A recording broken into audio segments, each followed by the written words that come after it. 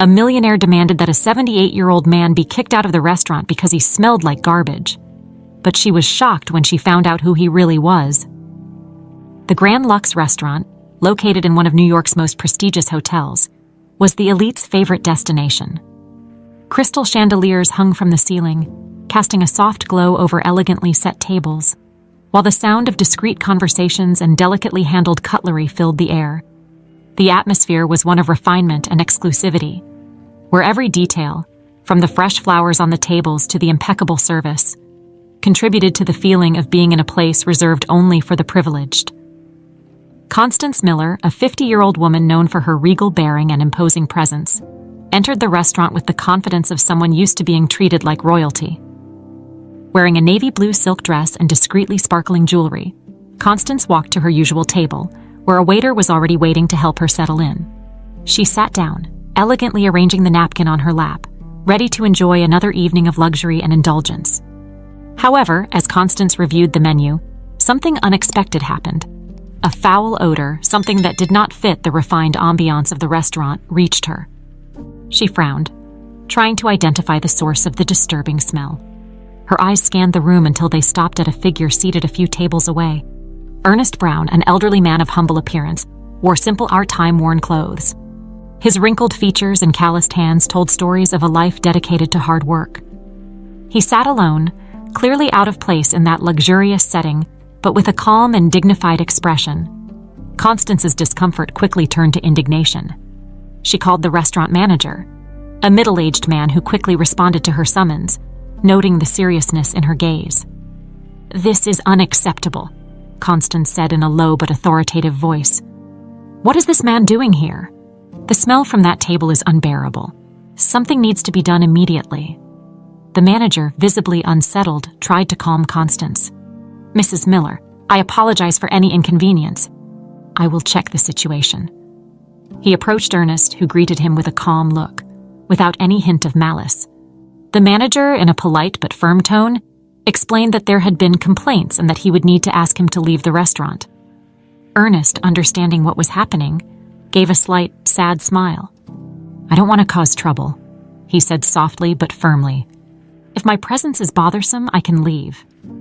Constance watched the scene from a distance, with barely concealed satisfaction. For her, the problem was about to be solved, and her evening could finally proceed without further disturbances.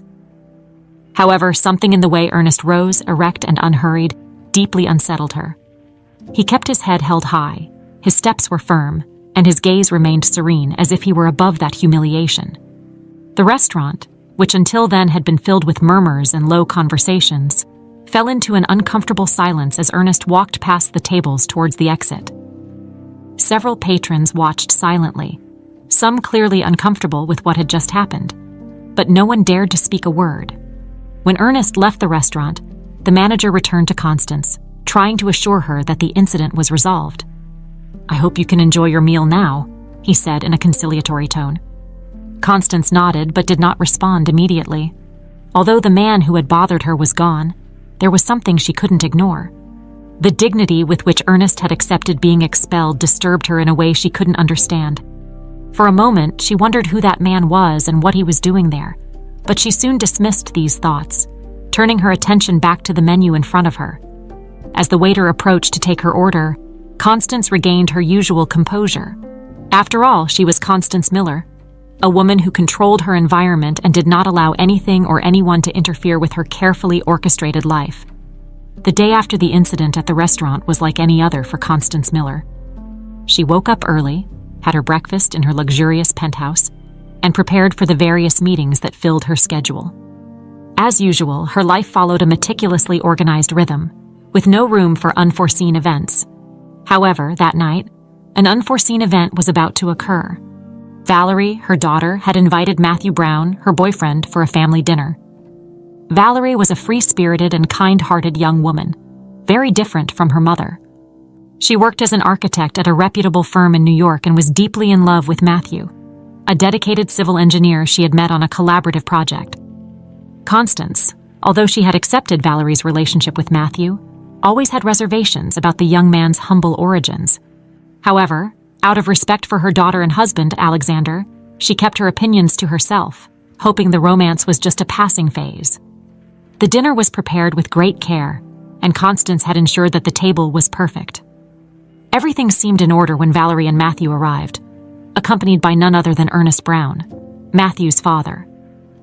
Constance, seeing him at her doorstep, felt a chill run down her spine.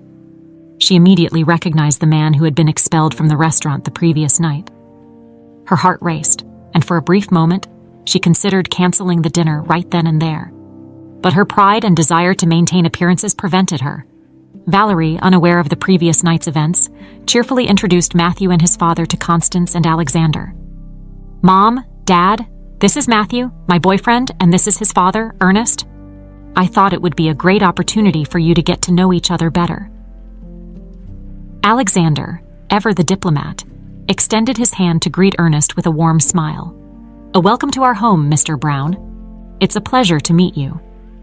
Ernest, in turn, shook Alexander's hand firmly and replied politely, "The pleasure is mine, Mr. Miller. Thank you for the invitation." Constance, however, remained silent, forcing a smile that didn't reach her eyes. Her mind was in turmoil, trying to process the bewildering coincidence of meeting Ernest again under such different circumstances. Not wanting to be rude in front of Valerie, she merely nodded, without uttering a word. The dinner began, and although the food was impeccable, the atmosphere was charged with palpable tension. Constance avoided looking directly at Ernest, while Alexander tried to keep the conversation flowing with superficial topics. Valerie, sensing the tense atmosphere, tried to lighten the mood by talking about her work and her future plans with Matthew. That's when the conversation took an unexpected turn. Alexander, perhaps attempting to break the ice, asked Ernest about his work. "So, Mr. Brown, I've heard you have a long history as a farmer. That must have been both hard work and rewarding at the same time." Ernest nodded and replied with the same calm demeanor he had shown the night before. "Yes, it was hard work, but I've always been proud of what I did. Building something with my own hands and seeing the fruits of that labor is something I've always valued. Although I've stepped away from the fields in recent years, I still support what I can, especially when it comes to rural infrastructure." These words caught Alexander's attention. "Rural infrastructure, you say? Interesting, because years ago I was involved in a similar project with a partner. It was a project to build bridges and roads to improve access for farming communities." Ernest looked directly at Alexander, and recognition flashed in his eyes. "That partner was you, Alexander." The silence that followed was heavy. Constance, who had been struggling to maintain her composure, felt her heart sink. She knew that this dinner had taken a turn she couldn't control. Alexander, surprised and somewhat confused, blinked a few times before responding. "Ernest, you were my partner. How did I not realize it before? It's been so long. I thought that project had been forgotten." Ernest remained calm. "For you, maybe it was forgotten, Alexander, but for me, it was a great loss. Not just of the project, but of the friendship we had." Valerie and Matthew exchanged worried glances. This wasn't what they had envisioned for the dinner. Valerie, wanting to ease the situation, intervened. "Maybe this is an opportunity to reminisce about old times and perhaps even think about new projects together." Constance, feeling that she was losing control of the situation, finally spoke, but her voice was cold and calculated. "It seems everyone has a lot of history to share. Perhaps another time we can discuss it in more detail. For now, how about we enjoy dessert?" The dinner continued, but the tension lingered. Constance felt increasingly uncomfortable, unable to accept the irony of having humiliated a man who now appeared to be so significant to her husband and her daughter's future. The night came to an end, and after the guests said their goodbyes, Constance was left alone in the dining room, reflecting on what had happened. She knew this wouldn't be the last time Ernest Brown would cross her path, and something told her that next time, the consequences could be much deeper. The morning after the dinner began in the usual way for Constance Miller. She followed her morning routine, but couldn't shake the thoughts that had tormented her throughout the night. The memories of the dinner kept invading her mind, especially the discomfort she felt upon discovering the connection between her husband Alexander and Ernest Brown. Constance was not the type of person who liked surprises, particularly those that challenged her sense of control and superiority. As Constance prepared for another day of meetings and commitments, Alexander was in his office, lost in thought. He couldn't stop thinking about the unexpected reunion with Ernest. Years had passed since he abandoned the rural infrastructure project, and the guilt for leaving his former partner behind began to weigh on his conscience. Alexander clearly remembered the days when he and Ernest worked together. The project was ambitious: to build bridges and roads that would connect isolated farming communities to the rest of the country. At the time, Alexander was determined to make a real difference in people's lives. But the financial opportunities in the city, combined with Constance's pressures to climb the social ladder, pulled him away from his ideals. He had left Ernest behind, assuming the project was a lost cause. Now, sitting in his leather chair, Alexander leafed through old files. He found documents related to the rural infrastructure project he had started with Ernest. As he reviewed them, nostalgia mixed with guilt. He remembered Ernest's enthusiasm, the dedication, and commitment he had to the project's success. Alexander realized that by abandoning Ernest, he not only betrayed a friend but also his own principles. Valerie, on the other hand, was worried about her parents' reaction after the dinner. She knew that something had changed in the family dynamic and feared that her relationship with Matthew might be harmed by the tensions between her parents and his father. Valerie had always valued honesty and respect, and the idea that her family might be at odds with the values she cherished deeply troubled her. She decided to visit Alexander in his office to talk about what had happened. As she entered, she found her father deep in thought, staring at the documents in front of him. "Dad," Valerie began, her voice calm but concerned, "can we talk about last night's dinner? I noticed there was some tension between you and Mr. Brown.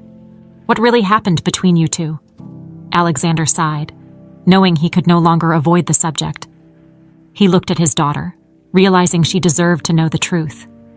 "Valerie, there was a time when Ernest and I were very close. He was more than a business partner, he was a friend. We were committed to a project that could have changed many people's lives, but I abandoned it. Back then, your mother and I were focused on other things, on climbing the social ladder, securing a place in society. And I left Ernest behind." Valerie was silent for a moment, absorbing her father's words. "You never told me about this," she said, trying to understand why he had kept this secret for so long. "I guess I was trying to forget," Alexander admitted, running a hand through his hair. "It was a selfish decision. And seeing Ernest last night, and it brought everything back. He never openly blamed me, but I know I deeply disappointed him." Valerie sensed the sincerity in her father's words and felt a mixture of sadness and empathy. She knew her father was a man of principles, but she also knew he had made difficult choices in his life. "So what are you going to do now?" she asked, a hint of hope in her voice. Alexander looked at the documents on his desk and then back at Valerie. "I don't know, sweetheart. But I think I need to make things right, somehow. I can't keep ignoring what I did, or the impact it had on Ernest's life." Meanwhile, Constance was fighting her own internal battle. The memory of Ernest being thrown out of the restaurant, and now knowing his significance in Alexander's past, began to eat away at her self-confidence. She had always believed that money and social standing were the true measures of worth, but now that belief was being challenged. Ernest, a man she had once looked down upon, carried a dignity that deeply unsettled her. She decided she would confront Alexander later that day. "Alexander, we need to talk about this Ernest Brown," she said bluntly as soon as she found him in the living room. Alexander, still lost in his thoughts, nodded. "Yes, Constance, we do. But first, I think you need to understand what really happened between us." Constance crossed her arms, her face maintaining its usual cold expression. "What exactly do I need to understand, Alexander? That you walked away from a project that might have been a waste of time?"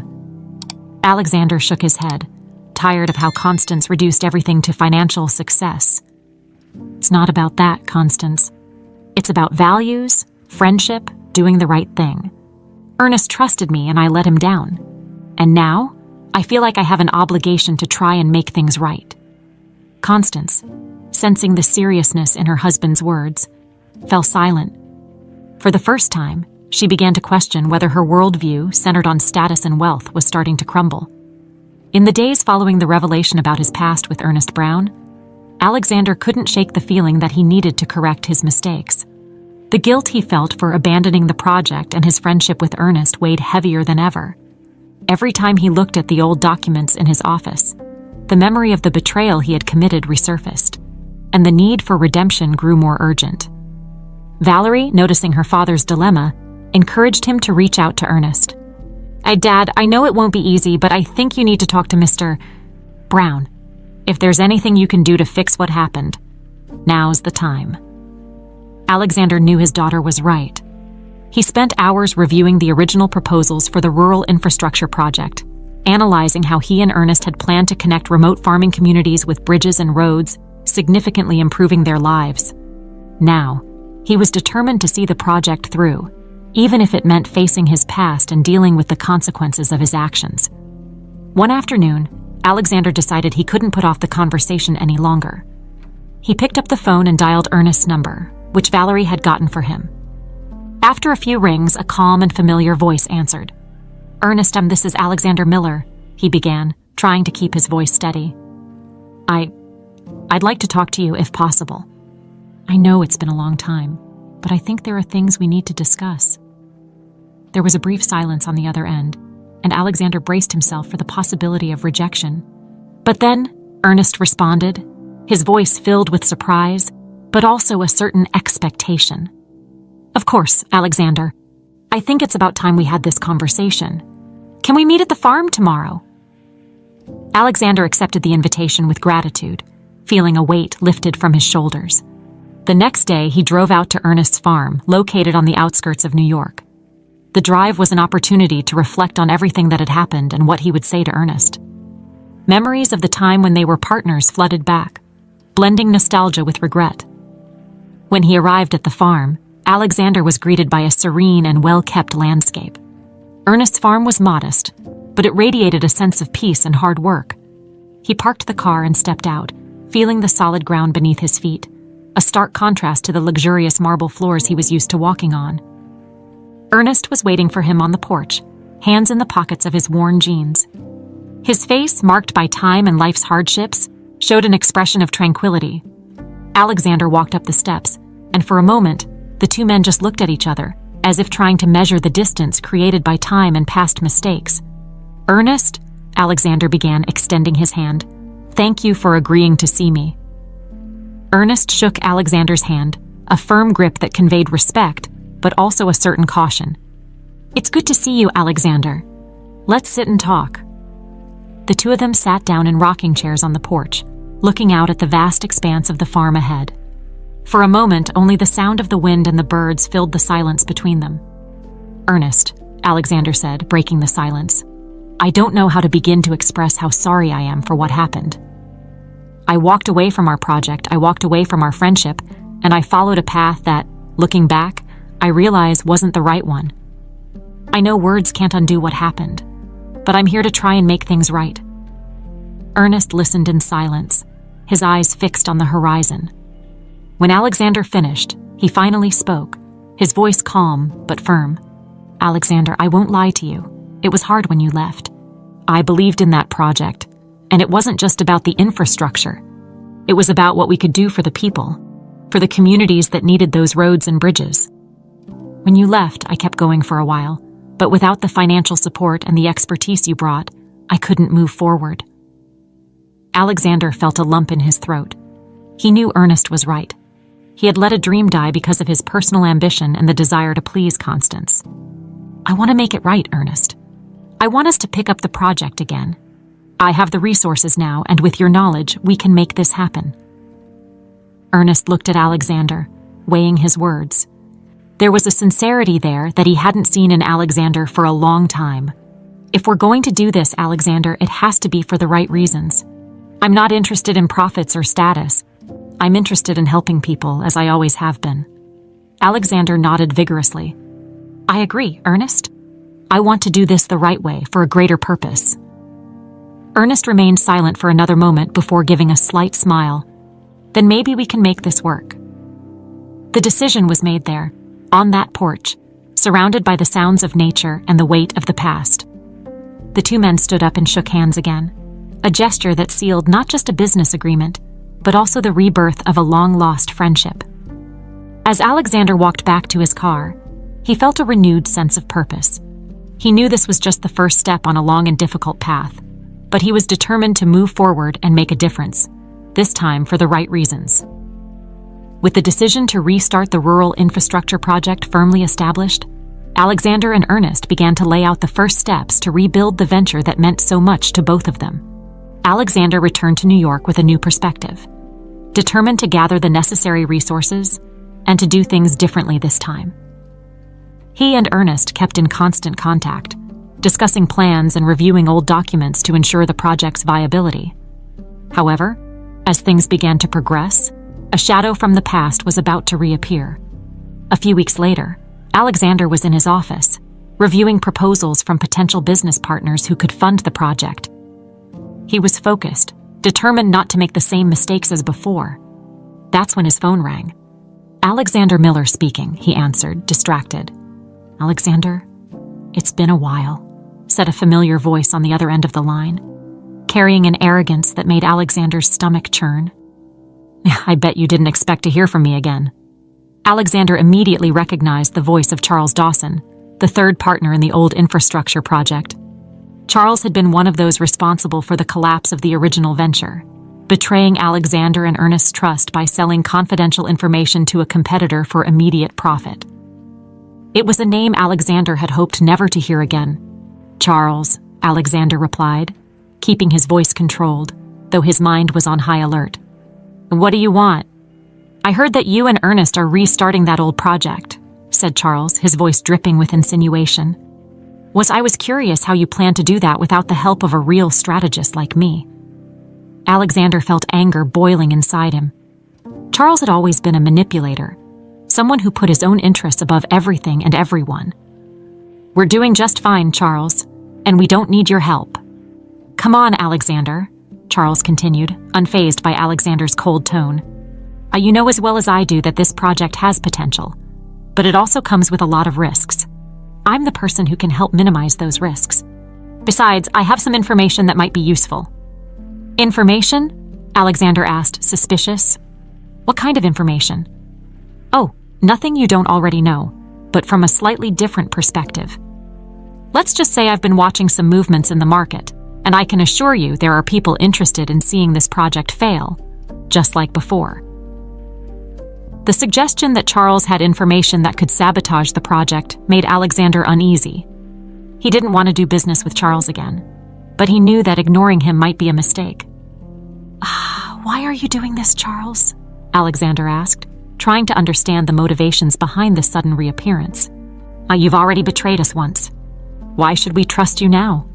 Charles laughed, a sound that made Alexander's nerves even tenser. Maybe I have my own reasons, Alexander. Or maybe I've learned some lessons over the years. Either way, I'm willing to talk. But that, of course, is up to you."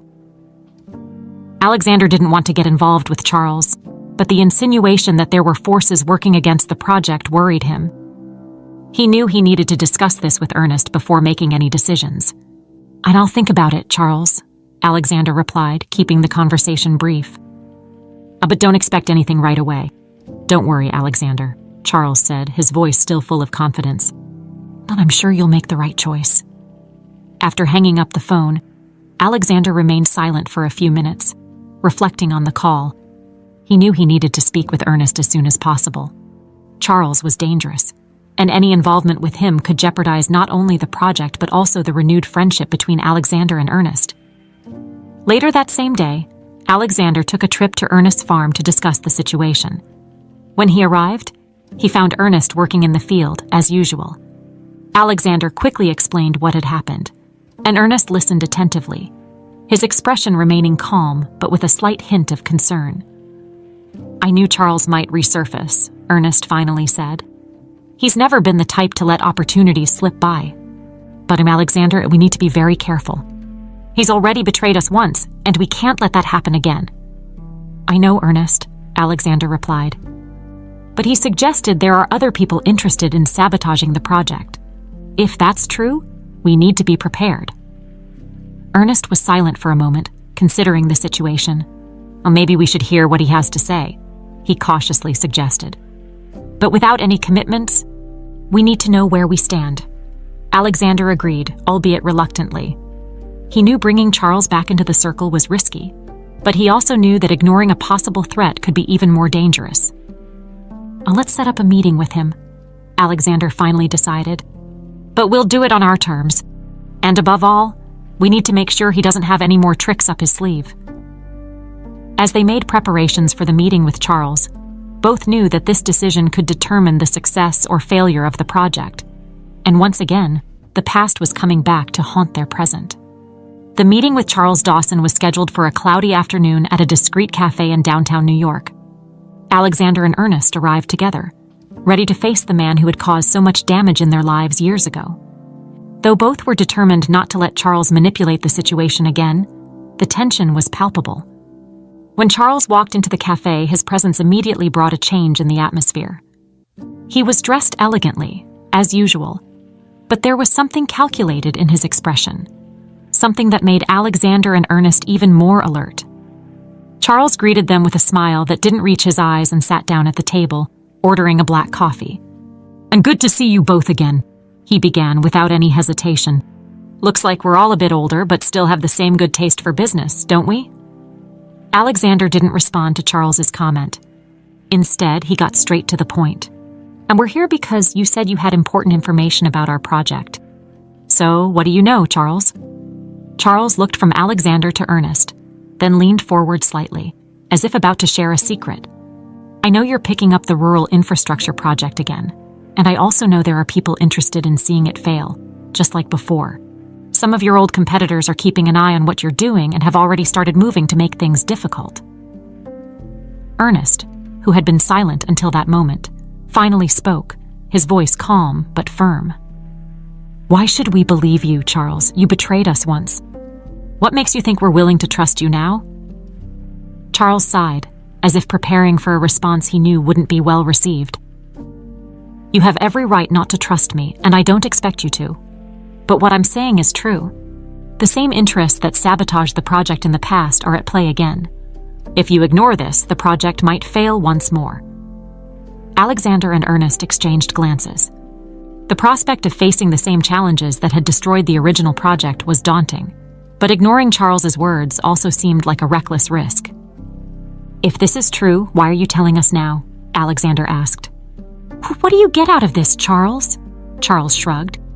Maybe I've learned from my mistakes. Maybe I'm trying to make things right.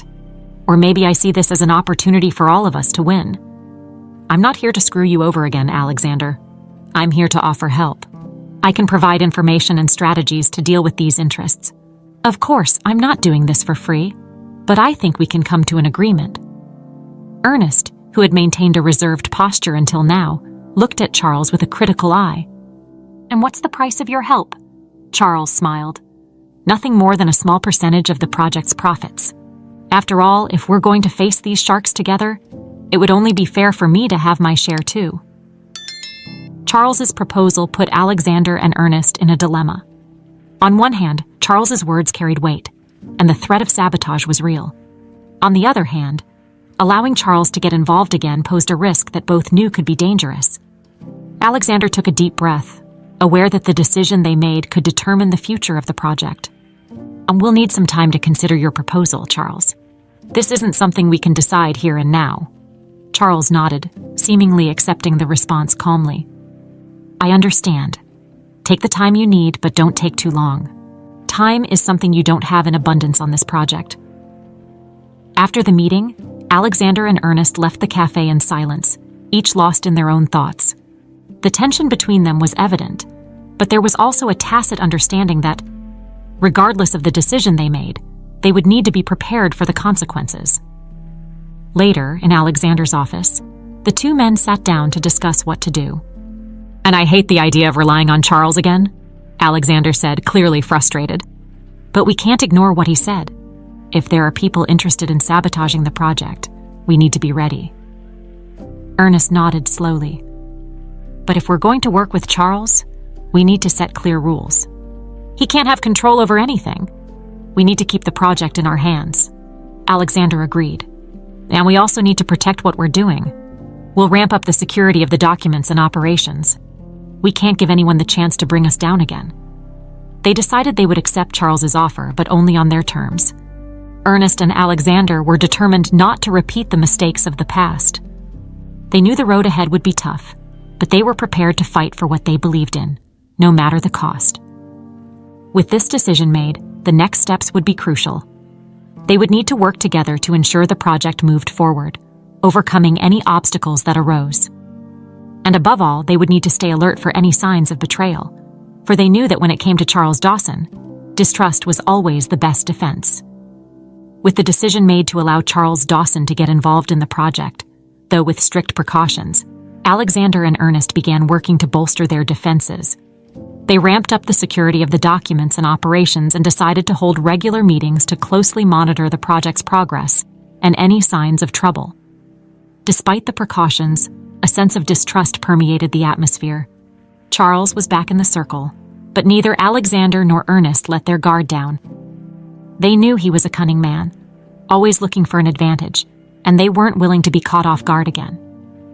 A few weeks passed, and the rural infrastructure project began gaining momentum. Negotiations with financial partners were progressing, and plans for the construction of the first roads and bridges were underway. However, tensions among those involved also began to rise. During one of the meetings held in Alexander's office, Charles brought up a delicate issue. "I have an important update," he said, with a tone that suggested the news wouldn't be pleasant. "I've received information that one of the competing companies is planning to launch a project similar to ours. They have enough political and financial backing to outdo us if we don't act quickly." Alexander frowned, concerned about the new information. "Who are they, and how did they gain access to these resources?" Charles gave a sarcastic smile. "This is what I've been trying to warn you about. We're not just dealing with a competitive market. We're dealing with powerful interests who have no qualms about using every possible tactic to bring us down. And before you ask, I don't have concrete proof, but I have good sources who assured me that this is more than just a rumor." Ernest Iger, who had remained silent up until now, observing the dynamic between Charles and Alexander, decided to intervene. "And what are you suggesting, Charles? That we abandon the project again? Or that we play the same dirty game these competitors are playing?" Charles raised his hands in a conciliatory gesture. "None of that. What I'm suggesting is that we need to be smarter. If we want this project to move forward, we're going to need allies and a strategy that anticipates these competitors' moves. I'm talking about forming strategic alliances, maybe even with some of these politicians. I know it's a complicated path, but it's what we need to do if we want to stand a chance." Alexander felt a growing discomfort. Charles's proposal went against his principles, but he also knew that in the business world, especially with projects of this magnitude, things were rarely black and white. "I'm not comfortable with the idea of partnering with corrupt politicians or using unethical tactics," he said firmly. "This project was designed to help rural communities, and I don't want to deviate from that goal." Charles shrugged, unfazed. "And I understand your position, Alexander, but the real world doesn't work that way. If you want results, you need to play the game. Otherwise, you might as well give up now and let those competitors take what's rightfully ours." The room fell silent, each person pondering Charles's words. Ernest, however, seemed deeply troubled. He rose from his chair and looked directly at Charles. "You may be right about the challenges we face, but I won't compromise my values to win. If this project moves forward, it will be for the right reasons, not through manipulation by corrupt forces." Charles stared at Ernest with a calculated look. "You're an honorable man, Ernest, and I respect that. But integrity doesn't build bridges or roads. We need to be pragmatic." Ernest didn't back down. "Pragmatism doesn't mean abandoning our principles. If we do that, we're already defeated before we even start." Sensing the tension rising, Alexander decided to wrap up the discussion. "And we need to find a middle ground. We can't be naive, but we also can't lose sight of what truly matters. Let's explore our options while keeping our principles intact." Charles nodded, seemingly accepting the decision, but there was a glint in his eyes that suggested he still had cards to play. "As you wish, but remember, time is against us. We need to act quickly." As the meeting drew to a close, Alexander and Ernest left with conflicting emotions. They knew the road ahead was fraught with obstacles, and that Charles could be both a valuable ally and a potential threat. But above all, they knew they would need to stay united to succeed. Later that night, as he reflected on the meeting, Alexander was surprised by a call from Valerie. "Dad, can we talk? I'm worried about everything that's happening with the project. Matthew told me that you and Mr. Brown are facing a lot of challenges." Alexander sighed, feeling the weight of his responsibilities. "It's true, Valerie. We're dealing with problems I didn't anticipate, and things are getting complicated." Valerie hesitated for a moment before continuing. "Dad, I know you're doing the best you can, but I want you to remember why you decided to take on this project. Don't let the circumstances force you into something you'll regret later." Valerie's words touched Alexander deeply. He knew his daughter was right. No matter how tough the situation became, he needed to stay focused on what was important, helping the communities that needed the project and doing so in an ethical and honorable way. With renewed conviction, Alexander prepared for what lay ahead, determined to face the challenges without compromising his values. He knew the next confrontation would be crucial, both for the project's future and for his own sense of integrity. The days following the meeting were filled with a mix of uncertainties and preparations. Alexander and Ernest knew they were racing against time and forces that could easily crush their efforts. The decision to move forward with the project while keeping their principles intact hadn't been easy, but it was the only choice they could accept. However, Charles continued to push for a more pragmatic approach, causing constant friction among the three. Alexander and Ernest were determined to maintain control over the project, but Charles, with his insistence on exploiting dubious alliances, began to sow discord. On a chilly autumn morning, Alexander called Ernest for a meeting in his office. It was a private meeting, without Charles's presence, as Alexander needed to discuss a plan without the old partner's interference. Ernest arrived punctually and was greeted by Alexander with a serious expression. "Ernest, we need to talk about how we're going to handle Charles," Alexander began bluntly. "I feel like he's trying to manipulate us, and it's making me increasingly uncomfortable." Ernest nodded, having anticipated this inevitable conversation. "I feel the same way, Alexander. Charles has always been skilled at exploiting others' weaknesses, and I don't think he's changed. We need to be cautious." Alexander stood up from his chair and began pacing the room, as he often did when worried. "We need a plan, something that allows us to continue the project without Charles's influence, but also protects us from the external threats he mentioned." Ernest pondered for a moment before responding. "If we're going to do this, we need reliable allies. People who share our values and are committed to the project's success for the right reasons. We can think of strategic partners who have influence and can help us neutralize threats without compromising our integrity." Alexander stopped pacing and looked at Ernest, surprised by the simplicity and wisdom of his suggestion. "We can seek investors or organizations with a legitimate interest in seeing the project succeed. Maybe we can even get government support, as long as it's done transparently." "We need to act fast," Ernest continued. "If we wait too long, Charles may find a way to dig deeper into the project, and then it will be much harder to remove him."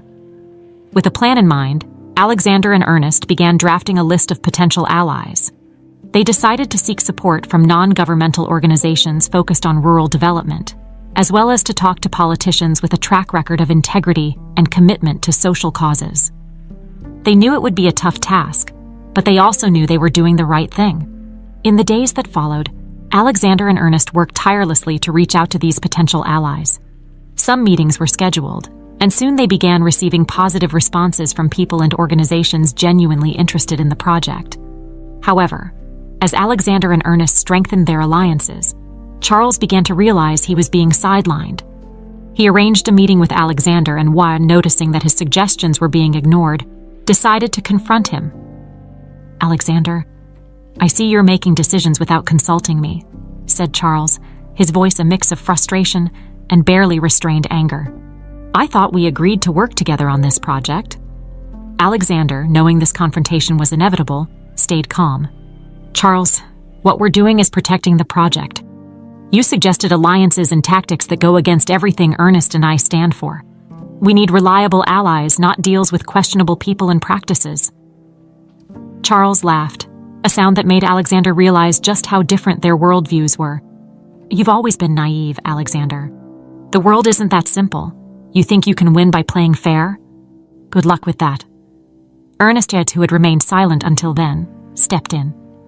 Charles, you're right about one thing. The world is complicated. But that doesn't mean we have to compromise. What we're trying to do here isn't just about building bridges and roads. We're trying to build something bigger, something that will have a real positive impact, and we're not going to do that by sacrificing our values. Charles looked at the two men with a mix of disdain and resignation. He knew he had lost the battle for control of the project, but there was still a glint in his eyes that suggested he wasn't entirely defeated. Very well, he said, his tone carrying a veiled threat. But remember, the world isn't kind to idealists, and when things fall apart, don't say I didn't warn you. With that, Charles stood up and left the room, leaving Alexander and Ernest alone. Both men knew that even though they had managed to push Charles away, the danger hadn't passed. His words hung in the air like a warning, but at the same time, there was a sense of relief for having made a decision that, though risky, was in line with their principles. As they watched Charles leave the building, Alexander and Ernest knew that the real test was yet to come. They were about to enter the most challenging phase of the project, where their alliances would be tested, and where they would have to fight to ensure that their dream of improving so many lives didn't turn into yet another tragedy. The atmosphere in New York grew increasingly tense as the rural infrastructure project progressed. Alexander and Ernest were in the middle of a storm, not just figuratively, but literally as well. The weather seemed to reflect the growing tensions as the winds blew stronger and dark clouds gathered on the horizon. Inside their offices, however, preparations continued, with endless meetings, delicate negotiations, and mounting pressure to deliver results. The alliances that Alexander and Ernest had formed began to show signs of success. Several NGOs and respected political figures offered their support to the project, drawn by the promise of a lasting positive impact. It seemed that the strategy of distancing themselves from Charles and his questionable methods was starting to pay off. However, the road ahead was far from safe. On a particularly gloomy afternoon, Alexander received an urgent call from one of the project's strategic partners. It was one of the NGOs they had established an important partnership with. "Us, Alexander, we need to talk immediately," said the voice on the other end, filled with concern. "We've received information that some of your competitors are making strange moves. It seems they're trying to buy our influence to pull us away from the project." Alexander felt his stomach turn. He knew Charles had mentioned the possibility of sabotage, but he hadn't expected it to happen so soon and so aggressively. "Who's behind this?" he asked, trying to stay calm. "We're not absolutely sure, but our contacts suggest it could be an alliance of several companies that have an interest in controlling the development of these rural areas. They see your project as a threat to their profits." Alexander thanked them for the information and hung up the phone, feeling the pressure mounting even more. He needed to act quickly to protect the project and the alliances they had formed. Immediately, he reached out to Ernest to discuss the situation. When Ernest arrived at the office, the atmosphere was already tense. The office windows rattled with the strong wind outside, and the impending storm seemed to reflect both men's state of mind. "I got a call today," Alexander began, cutting straight to the point. "They're trying to buy off our partners to pull them away from the project. It looks like things are escalating faster than we expected." Ernest frowned, clearly concerned. We need to protect our allies, Alexander. If they start doubting the success of the project or our ability to deliver, they might give in to the pressure and back out." "We need a strategy," Alexander continued. "Something that shows we're in control, that we have the resources and the determination to move forward, despite the threats." Ernest thought for a moment, watching the storm intensify outside. "Or maybe it's time to show some concrete results. We need to move forward with the first phase of the project. Start building one of the bridges. That'll show we're not just planning, but actually executing." Alexander nodded, recognizing the wisdom in Ernest's suggestion. "And that will also give us more positive visibility. If the public sees the project underway, it'll be harder for our competitors to sabotage us without facing consequences." They decided that the next step would be a public announcement, followed by the immediate start of construction on one of the project's most important bridges. It was a risky move, but necessary to reassure their partners and the public that the project was moving forward. As they prepared for the announcement, however, unexpected news arrived. Valerie Hahn, who had been following the project's progress and the tensions involved, went to her father's office with a worried look. "Oh, Dad, I just found out that Charles Dawson was seen meeting with some of the leaders of the companies you mentioned. It looks like he's involved with the competitors and might be orchestrating this sabotage attempt." The revelation shocked Alexander, but at the same time, it wasn't completely unexpected. Charles had always been an ambitious man, and now it seemed clear that he was playing both sides. Ernest, who was present for the conversation, clenched his fists, feeling his anger rise. "So, he's been planning this from the beginning. He was just waiting for the right moment to stab us in the back." Alexander felt a mix of frustration and determination. "We can't let him beat us. We need to move forward with the announcement and the construction. The sooner we start, the less time he'll have to undermine our efforts." With that decision made, they moved forward with the preparations. The public announcement was made, highlighting the positive impact the project would have on rural communities and how it was an essential initiative for the country's development. The news was well received, and the construction of the first bridge began within days. The storm outside was raging, but inside the hearts of Alexander and Ernest, there was a renewed sense of purpose. They knew the next few weeks would be critical, and that the true test of their determination and integrity was yet to come. Charles Dawson had made his move, and now it was up to them to respond with strength and conviction, keeping their focus on what really mattered: transforming the lives of thousands for the better. The construction of the first bridge was progressing rapidly. Alexander and Ernest were pleased with the progress, and the project's public visibility was increasing by the day. News about the initiative gained media attention, with reports praising the benefits for rural communities and the determination of the leaders to face challenges. However, the shadow of Charles Dawson still loomed over the project. Valerie, who was becoming more involved in the project and closely monitoring developments, decided to dig deeper into Charles's actions. She knew her father and Ernest were busy with construction and negotiations with partners, but she felt someone needed to keep an eye on Charles's moves. With Matthew's help, who was also concerned about the situation, Valerie began gathering information on Charles's meetings with competitors. During this investigation, Valerie and Matthew made a startling discovery. They found documents indicating that Charles was secretly involved in a plan to sabotage the bridge's construction. He had provided insider information about the project to competitors, who were planning to use this advantage to delay construction and undermine the trust of partners and the public. Armed with this information, Valerie rushed to her father's office, where Alexander and Ernest were discussing the next steps in the construction. She entered hastily, interrupting the meeting. "Oh, Dad, I need to talk to you right now," Valerie said, her voice laced with urgency. Alexander, recognizing the seriousness of his daughter's tone, immediately halted the discussion and turned his attention to her. "What happened, Valerie?" Valerie took a deep breath before beginning to explain what she had discovered. "Matthew and I found evidence that Charles is working with our competitors to sabotage the project. He's leaking information about the bridge's construction, and they're planning to delay everything, which could destroy our credibility." Ernest, who had been listening silently until then, frowned, feeling a wave of anger rising within him. "I knew Charles couldn't be trusted, but this is outright betrayal." Alexander remained silent for a moment, processing the information.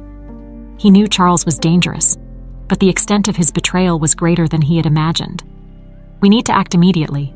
If Charles is really involved in this, we need to expose him and stop his plans from moving forward." Ernest agreed. "We need to confront him with this evidence. If we can publicly expose him, he'll lose any influence he still has, and our competitors will think twice before going through with their plan." They decided then that they would confront Charles directly. They arranged a meeting, pretending it was just another discussion about the project's progress. Charles Ike, always alert, suspected nothing and attended the meeting at Alexander's office. When Charles entered, he was met with serious looks from Alexander, Ernest, and Valerie. He immediately sensed that something was wrong, but he kept his expression neutral. "Charles, we have something to discuss," Alexander began, in a tone that made it clear this was not a routine conversation. We've received information indicating that you're involved in a plan to sabotage our project. We have proof that you've been leaking confidential data to our competitors." Charles remained calm, but a slight glimmer of concern showed in his eyes. "And that's a serious accusation, Alexander. Do you really think I would do something like that?" Valerie, who had so far left the confrontation to her father and Ernest, decided to step in. "We know you're lying, Charles. We found documents proving your involvement. You're working with our competitors to destroy everything we're trying to build." For a moment, Charles hesitated, realizing the situation was turning against him. But then, as a last-ditch effort, he tried to turn the tables in his favor. "And if you have evidence, then show it. But know that I'm not the only one involved. If I go down, others will go down with me." Charles's threat was met with disdain by Alexander. "We're not interested in your blackmail, Charles. If you think you can intimidate us, you're very mistaken. We're going to expose what you've done and make sure you never have the chance to harm anyone again." Charles realized he was cornered. He knew any attempt to deny the accusations would be futile. With one last look of contempt, he stood up from the chair. "You may destroy me, but you won't be able to take down everyone who's against you. Good luck with that." With those words, he left the office, leaving behind a trail of uncertainty, but also determination. Alexander, Ernest, and Valerie knew they had done the right thing in exposing Charles, but they also knew there was still much work to be done. After Charles's departure, they immediately reached out to their contacts in the media and among their partners to expose the conspiracy. The news spread quickly, and the competitors, realizing they were at risk of being associated with a scandal, backed off. Charles, for his part, lost all his credibility and influence, becoming a pariah in the business world. Despite having overcome yet another obstacle, Alexander and Ernest knew the real test was still to come.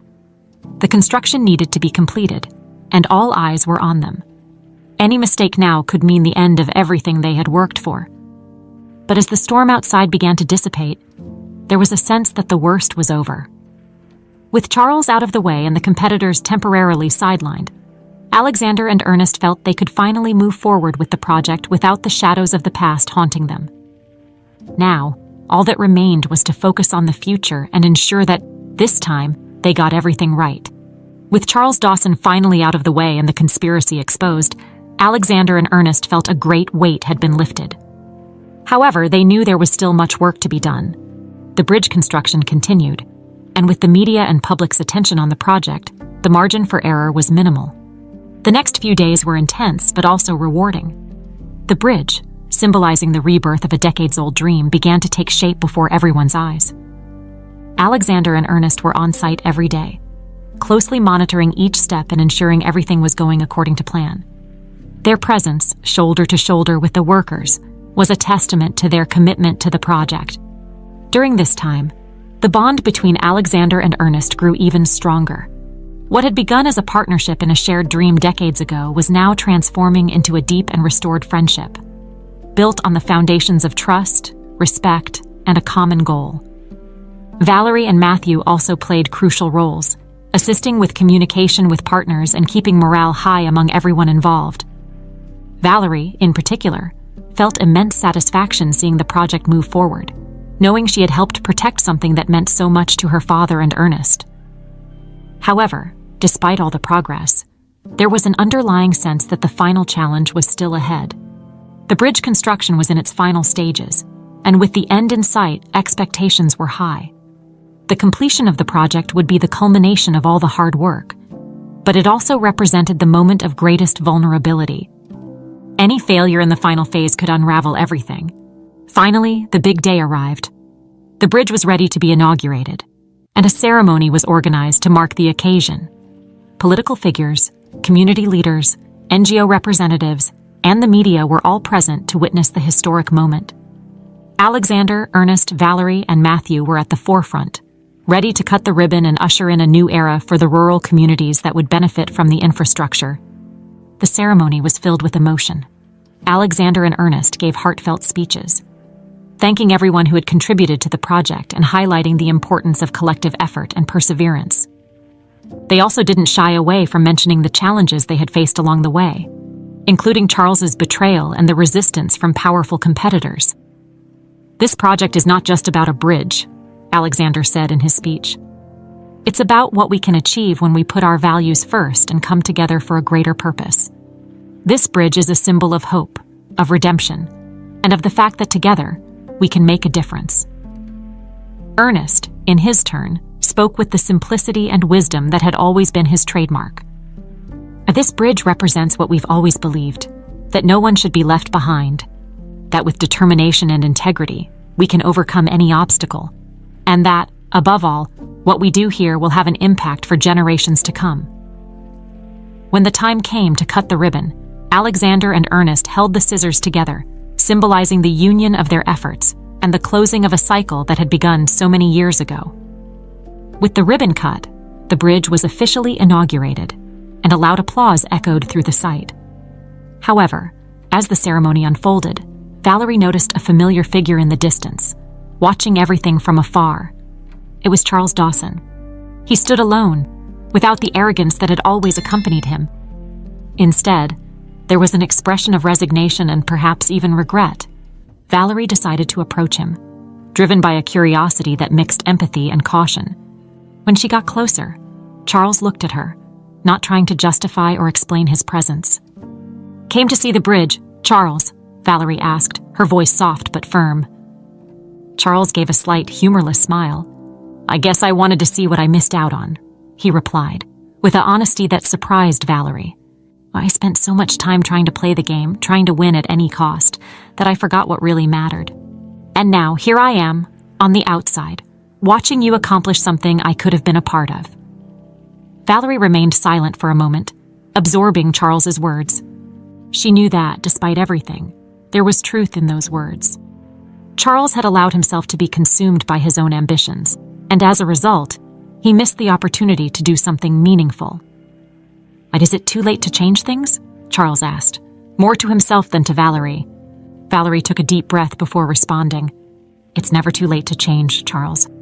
But choices have consequences, and sometimes you have to accept what you've lost. What matters is what you do from now on." Charles nodded, visibly moved. He knew the bridge symbolized more than he could express at that moment. It was a lesson in what could have been, but also a reminder that, no matter how much he had erred, there was still time to find a new direction. "Good luck, Valerie," he finally said, before turning and walking away, disappearing into the crowd. Valerie watched as Charles left, feeling a mix of sadness and relief. He was no longer a threat, but a man who had lost his way. As she returned to her father and Ernest's side, she felt a deep gratitude for where they were and for having overcome all the challenges together. As the bridge was crossed by the first trucks loaded with supplies for the rural communities, Alexander, Ernest, Valerie, and Matthew stood side by side, watching the fruits of their labor. They knew this was only the beginning of something bigger, and that the legacy they had created would continue to grow, benefiting future generations.